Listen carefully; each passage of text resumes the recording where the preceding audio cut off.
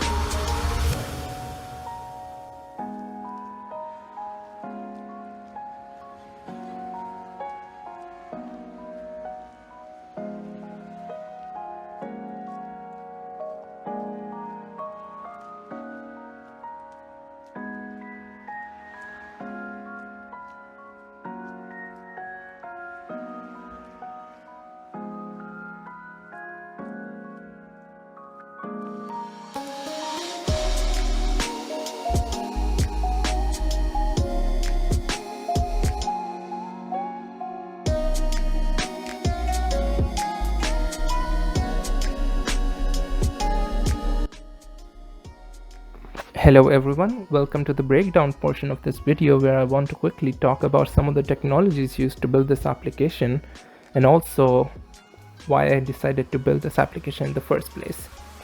So the main reason why I decided to build this is because I want to work with several new technologies. More specifically, I wanted to work with Nginx, I wanted to work with Docker, and I wanted to work with React. And additionally, I wanted to build something more interactive and more real-time. So for that reason, I looked into SignalR, which is Microsoft's way of allowing for real-time communication on the ASP.NET platform. And if we look at our infrastructure, I ended up setting it up in this way, which basically amounts to a firewall and a few exposed ports, and then a virtual machine, a Ubuntu virtual machine in my case. And within the machine, I have an Nginx server and a Docker engine, which allows me to run containers on the machine. And what these containers essentially do for me is they allow for, first of all, an abstraction. They're not really entangled with one another. They're their own systems, their own mini ecosystems, and also they allow me to have the same environment both in my dev when I'm testing this stuff and in production, which is my virtual machine. So there isn't, because they're built using the same images, there isn't much room for additional variables that I might not account for otherwise. So my Nginx server essentially does two main things. It handles a static site content, and it also handles some reverse proxy requests. I am doing reverse proxy to my Docker engine. So if we look at our virtual machine right now, if I do Docker PS, I can see that I have a service that's been up and running for the last 3 days. It's at port 5000, but when I'm actually exposing it to the real world, I'm exposing it on port 8877. So I'm basically doing a reverse proxy into my container. So if I refresh right now, you can see it's on a secure port. It needs a connection ID, which is through my client. So you can't do much like this. But if I go to Docker logs, you can see that I can quickly look at some of the logs sent over the past few minutes and whatnot. So that's wonderful. Additionally, For my client, I actually am using React and Redux, and Redux, it's used for two things. First of all, if you change your name to something else, for instance, I'm using Redux for that.